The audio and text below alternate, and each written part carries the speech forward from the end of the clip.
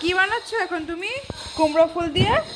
এতগুলো কুমড়ো ফুল নিয়ে এসেছিল, সেই কুমড়ো ফুল দিয়ে আপনারা তো বড়া খান, আর আমি আজকে ভাপা বানাবো। ভাপা খুব সুন্দর লাগে খেতে। কীরকম ভাপা বানাবো সেটা দেখেন। আমি কুমড়ো ফুলগুলো সব কটা আমি ধুয়ে নিয়েছি।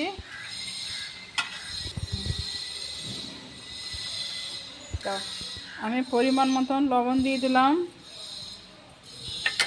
পরিমাণ মতন হলুদ দিয়ে দেব, সামান্য একটু হিং দিয়ে দেব,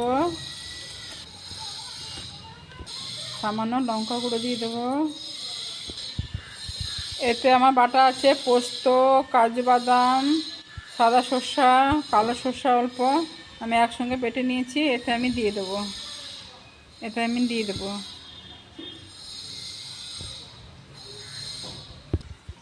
তারপরে আমি কটা কাঁচা লঙ্কা দিয়ে দেবো, সামান্য তেল দিয়ে দেবো,